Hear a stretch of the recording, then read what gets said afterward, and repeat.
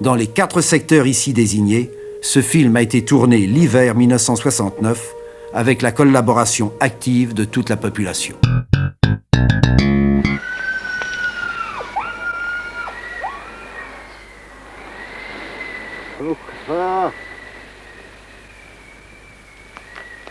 Gavin Utra, Kaya no, no Jones, and Anna. Don't do it. I'm out to reality.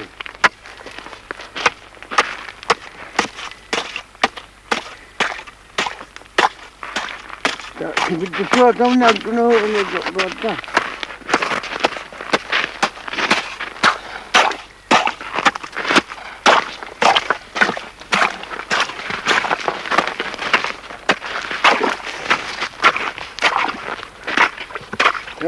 Go.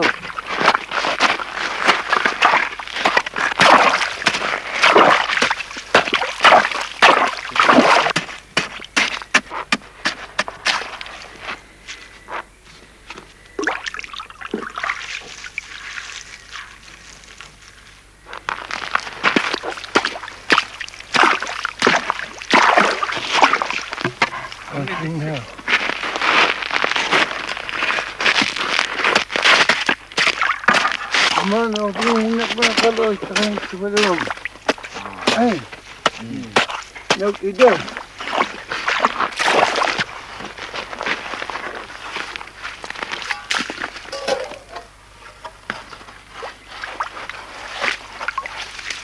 Ito yung sa kanyang.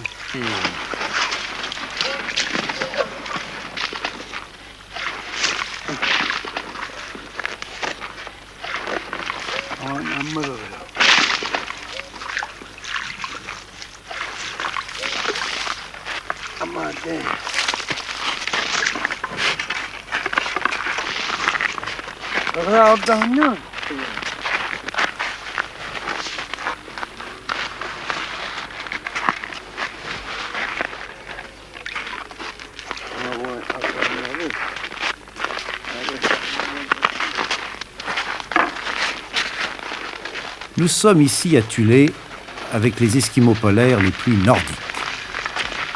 C'est la fin de l'hiver. Le jour se lève après une longue et dure nuit de 3 mois. Il fait moins 30 degrés. Les chasseurs se sont dispersés pour assurer leur survie.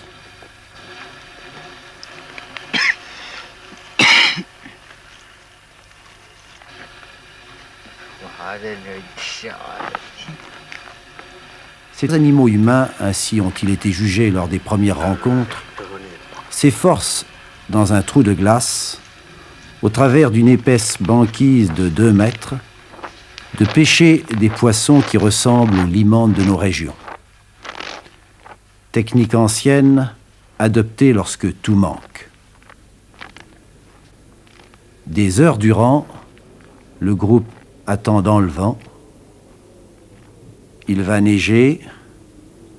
L'air glacé est humide et pénétrant.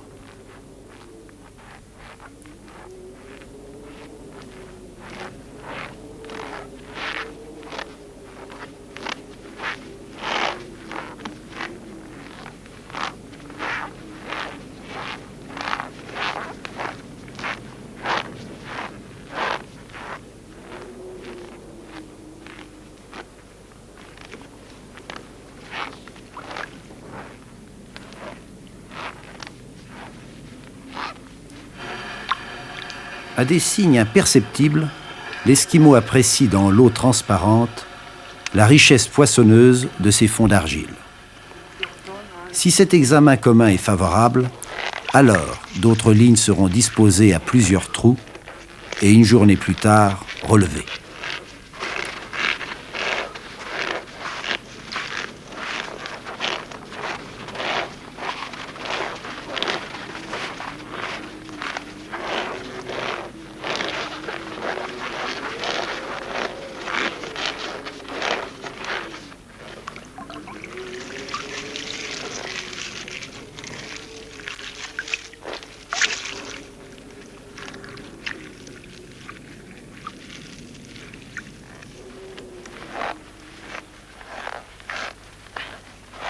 Mais les deux guetteurs remarquent un léger frémissement du fil. Un geste d'Inutersuaq, le plus habile pêcheur au dire de tous, et la ligne méthodiquement étirée. Cette ligne, jadis en cuir de phoque, est longue, car le détroit est parcouru par de puissants courants. Là-bas, au village, on attend les hommes. Enfants, femmes et chiens doivent manger. Le phoque est rare et la réserve d'oiseaux pourris du printemps est épuisée.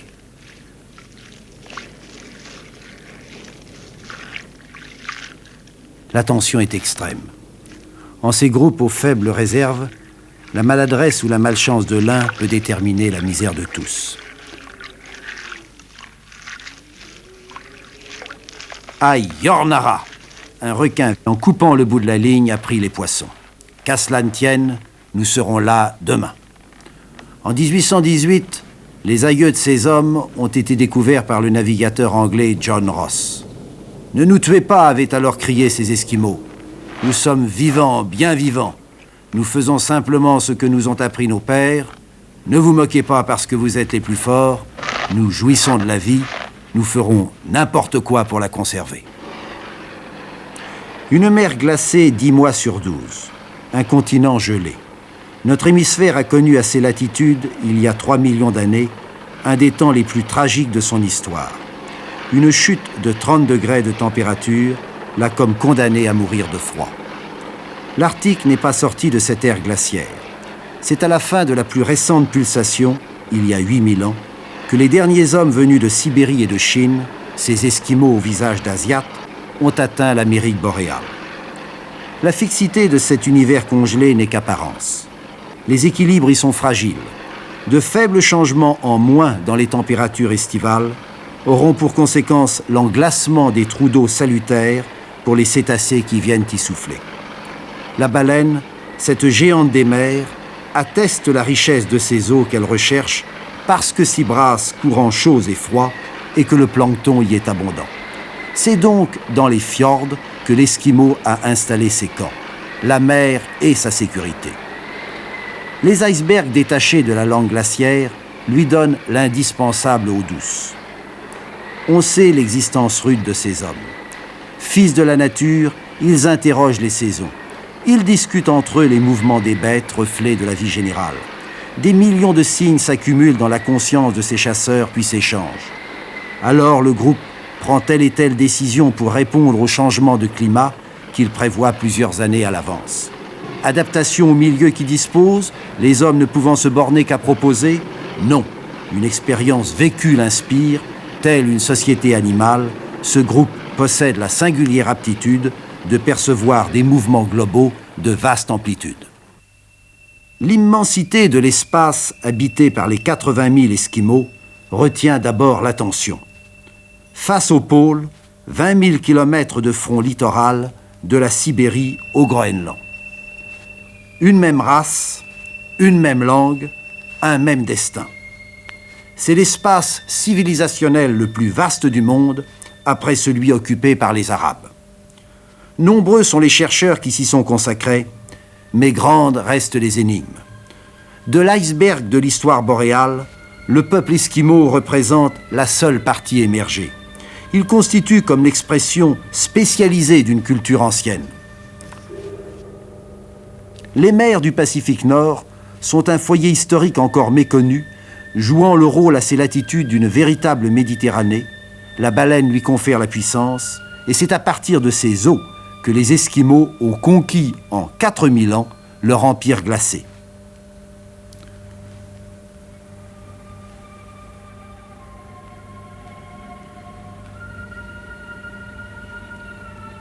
Thulé, au nom prestigieux, constitue un exemple de lieu majeur où la nature est comme porteuse d'un potentiel historique. Thulé a été le seul passage obligatoire entre l'Arctique américain et le Groenland.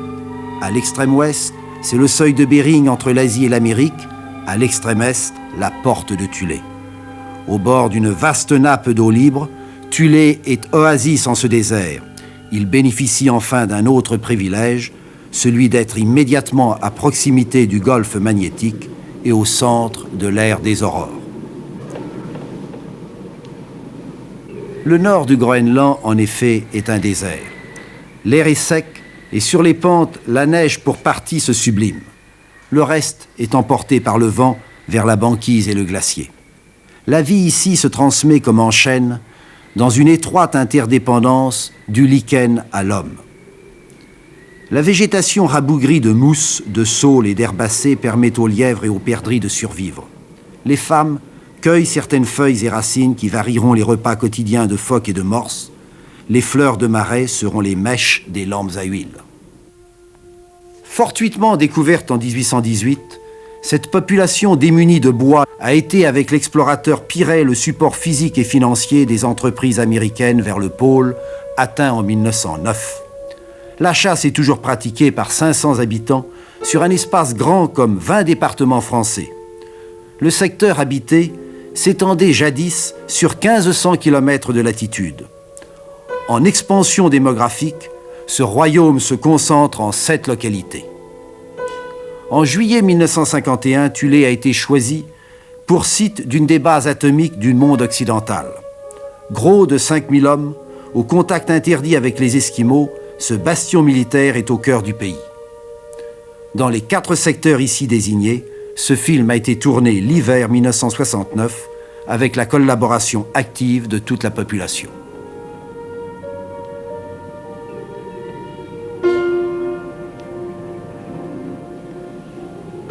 Pendant 30 ans, cette poignée d'hommes a assuré pour le compte, cette fois du Danois Knud Rasmussen, le financement substantiel de 7 expéditions dites de Thulé qui ont renouvelé l'ethnologie arctique. C'est dire la dette du monde scientifique envers ce petit peuple.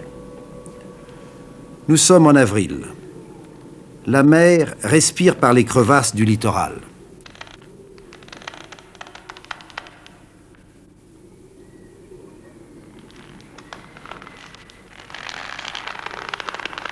En 1968, dans les eaux dites de l'étoile polaire, 4 bombes H d'un B-52 accidenté ont été pulvérisées.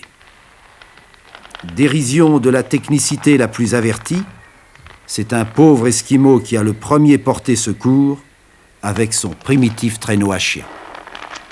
Le village manque de viande et ce ne sont pas quelques poissons qui suffiront.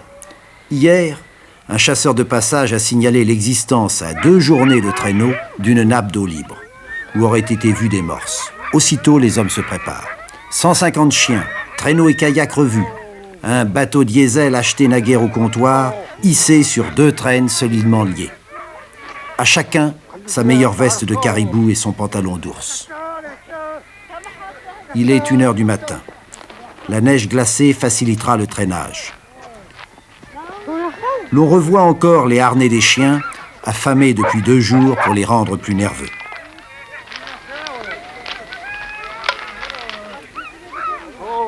Une femme installe une caisse pour préparer le dernier thé à l'abri du vent.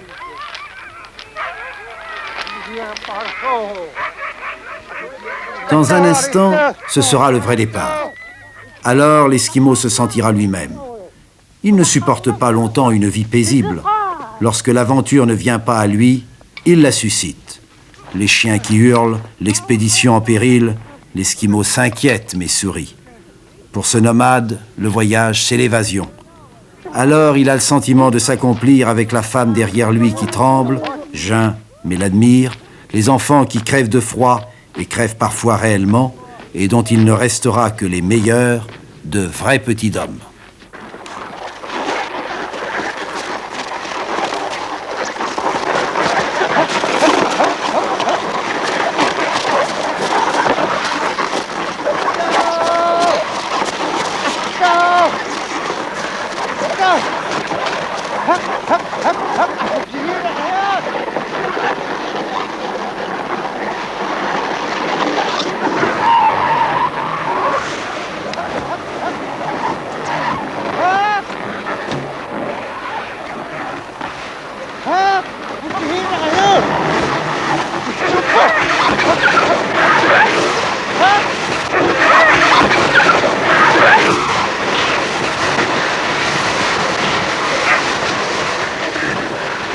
Le chien, aux yeux d'Asiate, est l'associé de l'homme.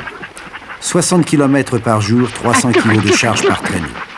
Leurs rapports depuis 2000 ans sont trop profonds, trop anciens pour être exprimés. Tacitement, ils sont tous deux conscients qu'un lien mystérieux, presque cosmique, les unit. Ils sont inséparables. L'Esquimau ne peut exister sans le chien. Le chien s'est donné jusqu'au sacrifice.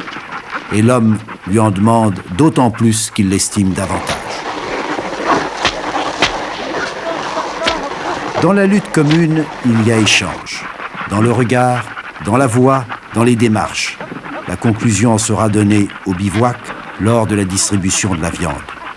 Par la bête, la réponse en sera donnée lorsque l'effort imprévisible sera attendu d'elle. Si plastique que paraît ce groupe de chasseurs, en fait son noyau est dur. Plus qu'une addition de personnes, il est un outil. Important est le rôle de l'individu puisqu'il ne dépend au total que de lui-même.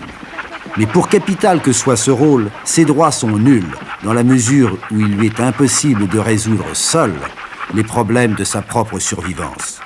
Fonctionnellement aristocratique, cette collectivité est sociologiquement communautaire. Se découvre ainsi une hiérarchie complexe. La perception du monde repose sous la menace permanente du froid et de la faim sur des principes d'inégalité. Il est des forts, il est des faibles. Les grandes options relèvent des producteurs. Une allure, un ton caractérisent les situations de chacun. J'ai vu un Esquimau parasite terrassé par son adversaire. Pour mieux marquer sa distance, le vainqueur urina sur sa victime. Pas un Esquimau ne conteste la légitimité de la discrimination qui le frappe. C'est que la structuration sociale procède de conditions propres au milieu et non aux hommes. Produire et se reproduire, c'est au cœur de ces deux finalités que la vie se déroule.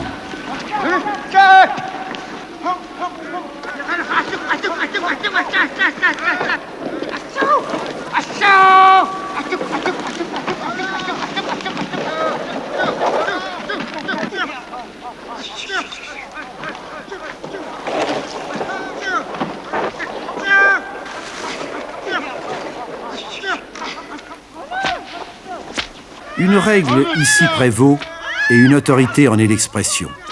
Nalagak, le chef, celui qui pense plus loin. Il représente en cette société frondeuse et contestatrice un type de personnalité mystérieusement faste que plébiscite le groupe, la chance et les éléments.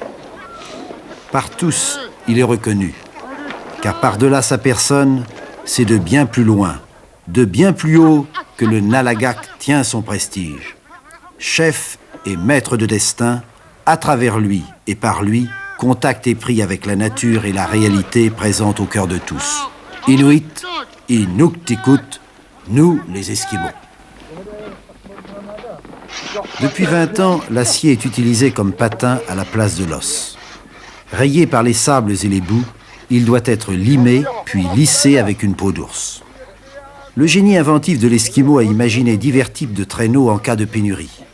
Une peau de bête retournée, une paire de défenses de morse reliées par des courroies, voire un bloc de glace taillé.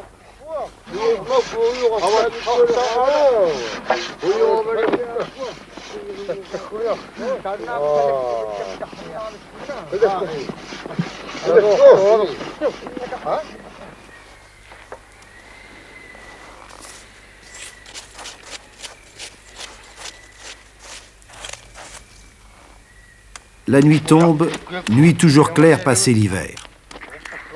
Le vent du glacier se lève, l'Esquimau prépare son bivouac.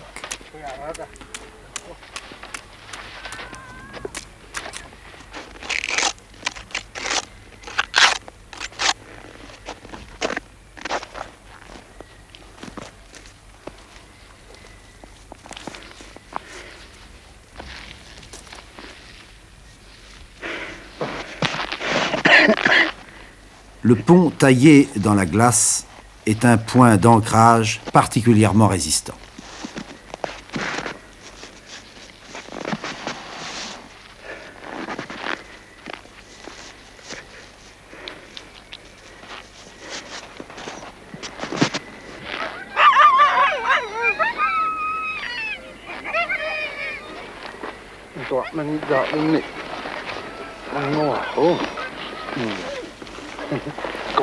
3 à 4 kilos par bête, c'est la ration insuffisante du chien l'hiver. Un à un, et en respectant les hiérarchies de l'attelage, l'Esquimau jette ses morceaux. La viande est gelée, dure comme de la pierre. Elle est avalée sans être mâchée. 24 heures plus tard, la digestion se fera. Ainsi, le chien maintenu affamé a-t-il la fausse sensation d'avoir mangé.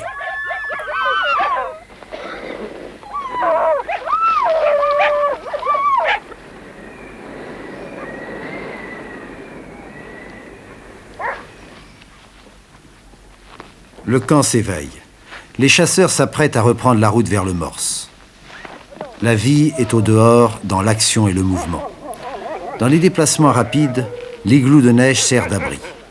Abri essentiel qui a permis à ce peuple de survivre. En 20 minutes, 50 blocs de neige sont biseautés puis disposés sur un mur circulaire. La voûte est en plein cintre. La température ne peut être inférieure à moins 12 degrés. Au sol, les plus grands froids. Il suffit de tamponner de neige le mur pour glacer les joints humides. Tu n'énerves pas.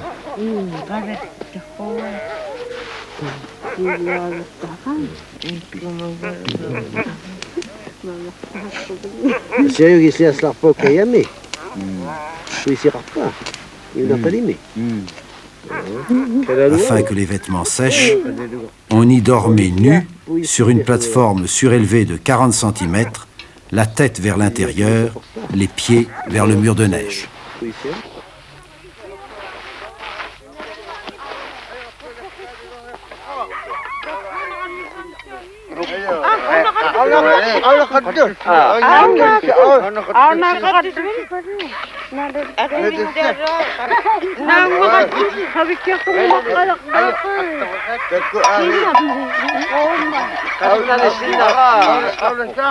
L'Esquimau est heureux. La routine du travail l'a repris. En ce pays hostile, rien ne vous attire et tout vous retient cependant. L'expédition de chasse s'échenille à nouveau.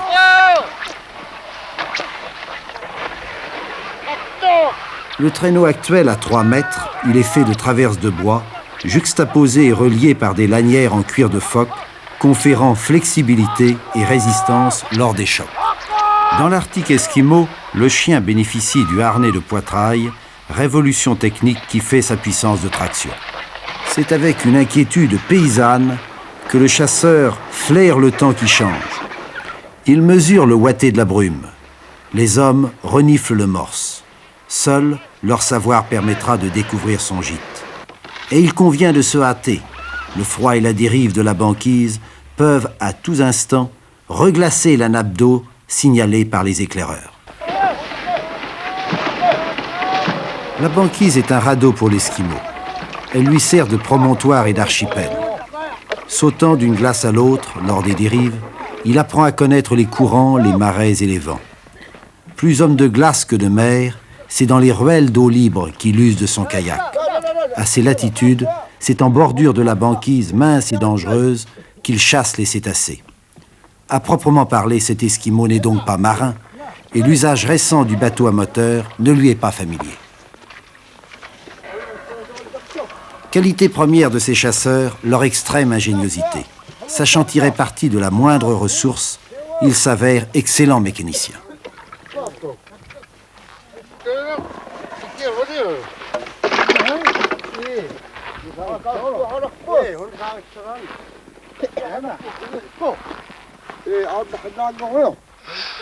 Des phoques évidés seront des outres gonflées d'air qui serviront de bouée.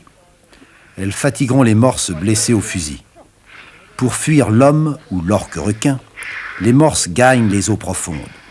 Mais pointant à la surface pour respirer, à la pique, ils sont frappés au cœur. Le génie inventif de l'Esquimau leur a fait ailleurs très tôt imaginer, il y a 3000 ans, le kayak, esquive de 5 mètres de long et en peau de phoque. En Alaska, parfaitement adapté à la chasse en mer, ici, il reste fruste parce que d'un emploi limité.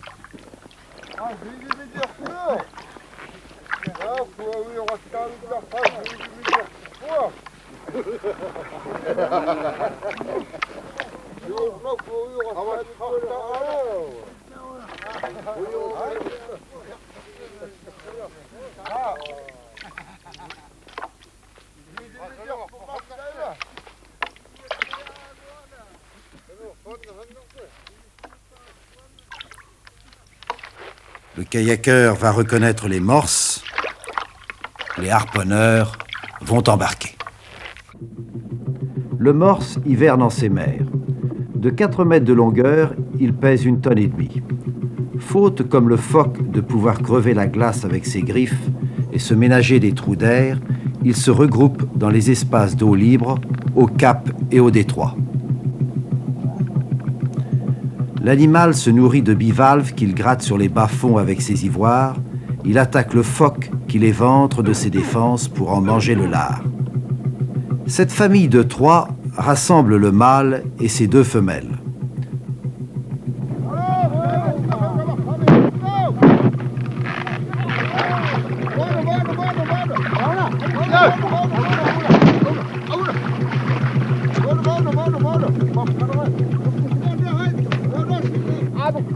Il offre peu de points vulnérables, la nuque, la tempe, l'œil. Une seule balle, même bien placée, est rarement mortelle. Blessé, c'est un animal redoutable.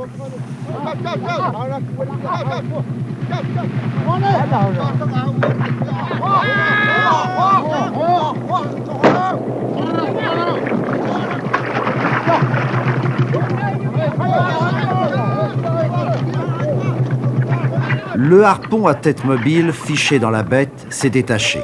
Le câble se tendant, la tête du harpon s'est mise en travers de la chair. La bouée signale les mouvements sous-marins de la bête en agonie. Épuisé, le morse émerge pour prendre sa goulée d'air.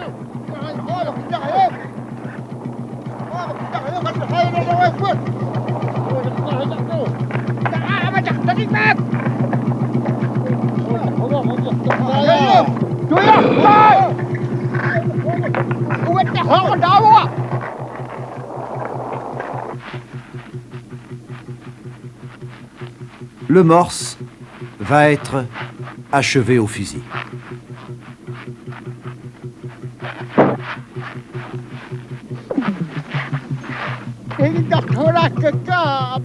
Aevek, le morse.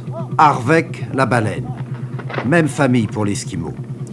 Ce sont ces grands cétacés qui assurent les réserves de graisse et de viande. Soucieux de protéger l'espèce dont il dépend, le chasseur s'est toujours efforcé, malgré les dangers, de harponner l'animal, ce qui permet de le suivre, avant de l'achever au fusil. Il y a 20 ans, en cette société de cohésion, cette coutume avait force de loi. L'action silencieuse du comptoir, acheteur d'ivoire, a produit ses effets. Le souci de l'argent a entraîné les jeunes, malgré l'avis des anciens, à transgresser la tradition. Moins l'enveloppe de la bête sera percée de trous, et mieux cela vaudra pour tirer le morse. Anakar Soak gonfle l'animal à pleine bouche à l'aide d'un tube d'acier afin de lui permettre de mieux flotter.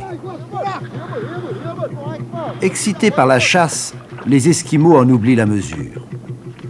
Un seul cétacé ne suffit plus. La harde se regroupant, ils souhaitent, au mépris des possibilités du moteur, en tuer un second. Dans le détroit, il entraîne avec une rapidité étonnante les icebergs et les glaçons. L'eau moirée devient visqueuse, d'un instant à l'autre, elle s'englacera. Alourdi par sa tonne de viande, le bateau, avec difficulté, se ferait un passage dans les ruelles de cette banquise. Au sud, il recherche l'eau libre.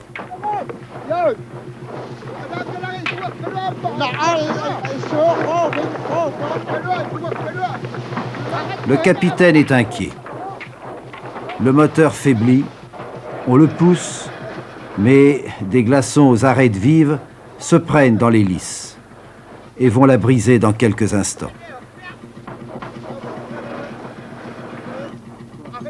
Afin d'y parer et d'alléger le navire, la tonne de viande et de graisse est halée sur la banquise grâce à une technique de palan ancienne et particulièrement ingénieuse.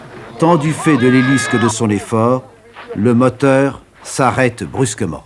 L'honneur de crever le premier cette énorme morse revient à celui qu'un consensus du moment désigne comme chef pour telle opération. Le ventre est découpé par bandes et l'animal est débité en 22 morceaux. Chaque Esquimau tire 3 à 4 morses par année. On compte, dans le pays de Thulé, 110 chasseurs. Comme les Esquimaux, les morses ne se reproduisent que tous les 3 ans. Mâles et femelles ont des défenses. Elles sont toutefois plus épaisses à la base, plus longues et parallèles chez les mâles. Les ivoires des vieux solitaires sont cassés partiellement ou totalement. Mais les 8 hommes, malgré les apparences, sont inquiets. Le bateau pris dans les glaces risque d'être perdu. Les dangers sont réels. La glace est morcelée et pourrie. Les 8 hommes à bord, dont 2 caméramens, ne peuvent regagner la banquise ferme. Les Esquimaux tentent de dégager le bateau englacé. En vain. Malgré le danger, l'Esquimau mange. Et en mangeant, retrouve son inaltérable patience. Il réfléchit. Nourriture de choix, l'intérieur des estomacs de morse, les moules prédigérés, puissant antiscorbutique. La viande, mangée crue, lorsque surgelée, est toujours accompagnée de gras.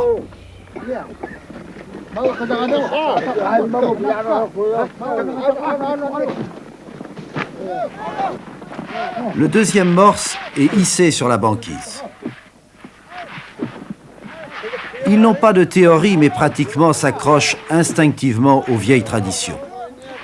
Ce corps de doctrine visait à proportionner les effectifs aux ressources, compte tenu des pulsations du climat. 3 années à l'avance, parce que les femmes ne pouvaient avoir d'enfants que tous les 28 mois. Et diverses pratiques, dont l'échange des femmes et les tabous sexuels, permettaient de régulariser les naissances. Sans discussion, l'on procède au partage. Répartition traditionnelle renvoyant à des structures socio-économiques profondes. L'autorité du moment assure le caractère égalitaire des prises, rendant impossible toute thésaurisation individuelle, toute différenciation sociale.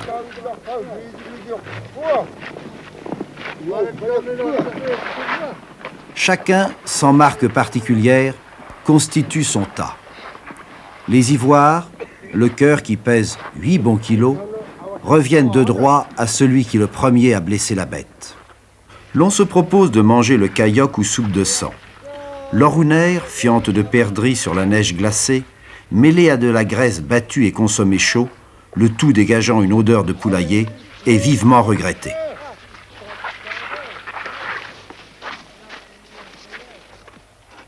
L'inquiétude croît toutefois.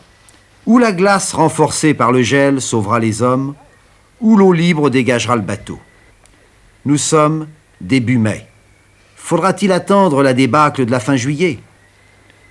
La glace pourrie reste persistante. Une décision doit être rapidement prise, ou le bateau risque d'être perdu.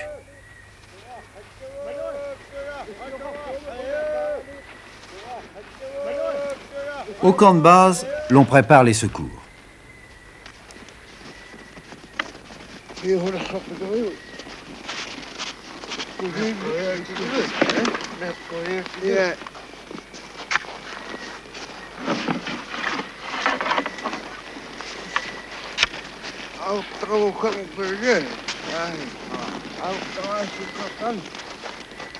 Ces 2 hommes sont envoyés en reconnaissance pour repérer la route de halage du bateau.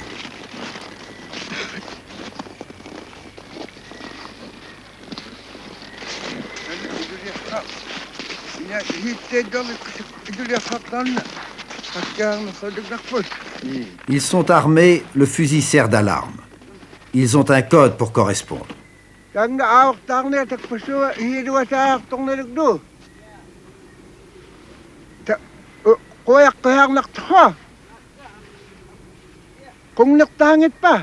L'escalade de cet iceberg est dangereuse. Du fait du relâchement du froid, des blocs de glace se détachent ou s'effondrent.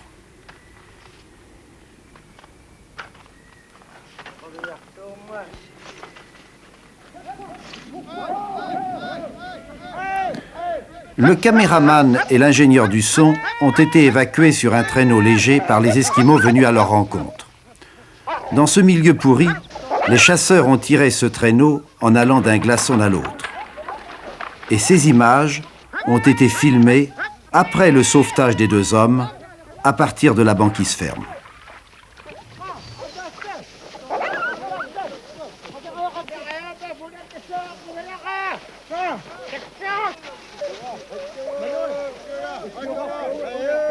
À l'aide d'un très long câble en peau de gros phoque relié au camp de base, le bateau, après plusieurs journées d'angoisse, est halé par 50 chiens.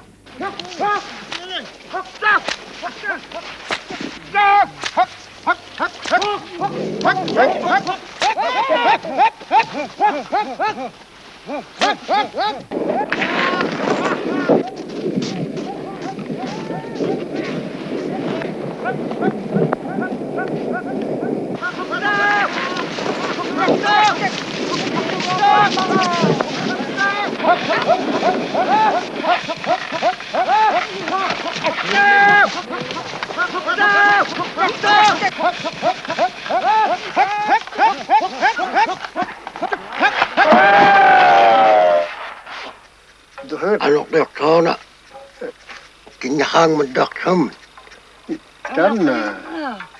Kaya ko na sa nakausta ko na sa. Usta Hindi na na kami pariwaya anak na wala. Kanya. Dans l'igloo de pierre, 2 familles se sont rassemblées. Piyou et Tok taillent dans l'os un manche de couteau.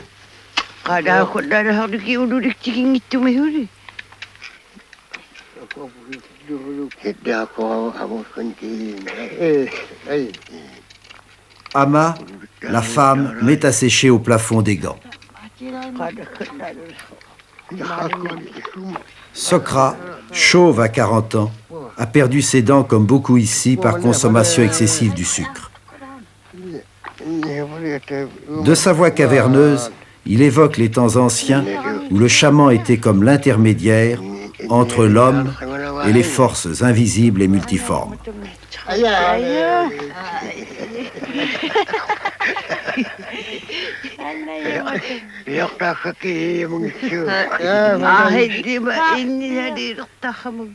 L'Esquimau est dans l'attente de quelque nouveauté qui fixera un instant son esprit mobile. Tous espèrent le jovial Ouloulik parti trapper sur le plateau. Le renard a longtemps été ici le seul moyen d'échange. Il est abondant en ce pays riche en oiseaux. Son commerce a permis à cette société d'acquérir en une génération les produits manquants. Le bois, les fusils, le tabac, le thé et le sucre. En cette société égalitaire, un type d'homme nouveau apparaît. L'économie de marché gagne ses rives désolées. La trappe d'acier est la plus courante. Le site, l'exposition au vent, le camouflage, la distance de l'appât sont le résultat d'expériences partagées.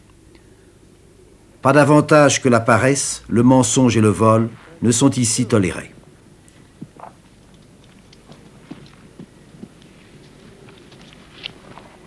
Toute information a sa valeur technique, l'erreur peut être de grandes conséquences, la trappe ou la cage de viande sont laissées sous la protection de chacun.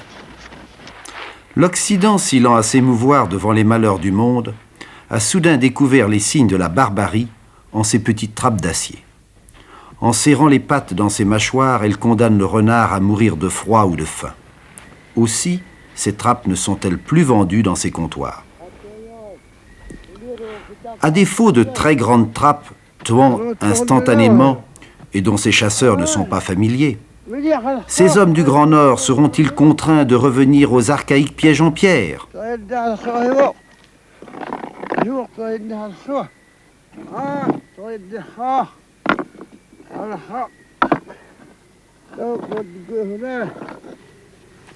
En ce pays sans bois flotté, l'Esquimau édifie de petites tours de pierre pour disposer sa viande à l'abri de l'ours. Dans l'immensité de l'horizon de neige, une igloo, faible écho de l'activité humaine. C'était la maison d'hiver et la forme de tortue. C'est ici que 2 familles attendent Ululik et Asiayouk.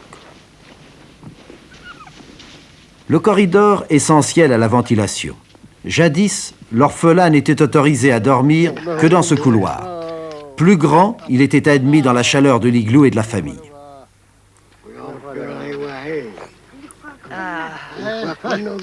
Ululik apporte son renard.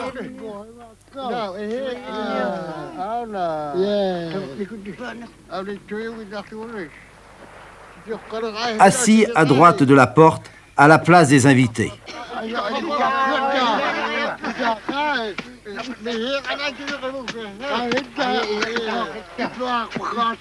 Il change ses bottes mouillées et raconte, avec des expressions faussement modestes, avec des mots corrects,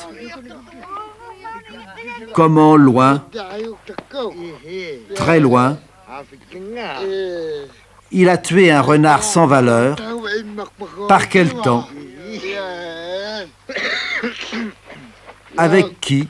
Ce qu'il a vu? Comment était le ciel? Ce qu'il ressentait? Ce qu'il aurait dû ressentir? Ce qu'on pourrait en penser? Et ce qu'il en fait? Et ce qu'il pourrait en faire?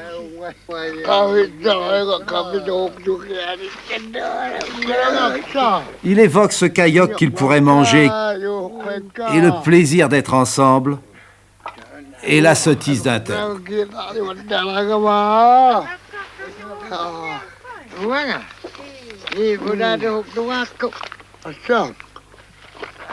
L'Arctique, c'est l'asco vivant. Mais il est plus. Les Esquimaux sont un exemple éminent où le monde naturel constitue comme le fondement et la référence de toute existence.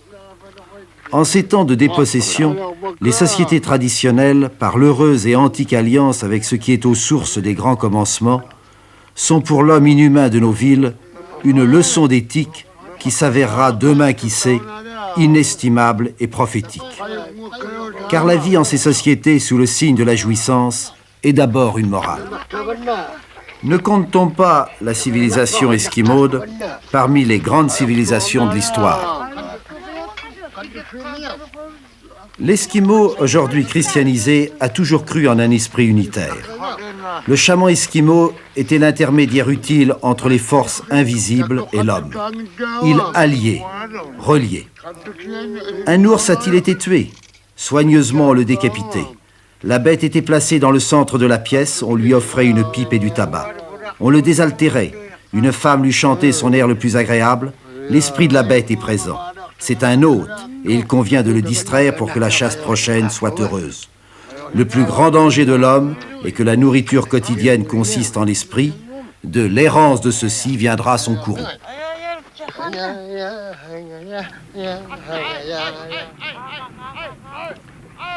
Les chasseurs vont au comptoir échanger les ivoires et les peaux. Chacune des 7 bourgades dispose d'une boutique. Par une heureuse politique de prix, elles ont contribué jusqu'alors, dans le respect des spécificités, à relever le niveau de vie. Le budget moyen d'une famille esquimaude, tout facteur compris, est sensiblement supérieur à celui d'une famille paysanne de la Lozère française. Assurément, le blanc a beaucoup pris à l'esquimau, et au XIXe siècle en toute impudence. Mais en retour, l'esquimau a beaucoup appris, à s'en méfier. Sa maturité commerciale, son esprit politique sont évidents, malgré les apparences que la distance de notre culture pourrait en faire accroire. Ululik et Inutersuak se rendent à Kekertarsuak, village sans aucun Danois et où toutes les maisons ont été modernisées.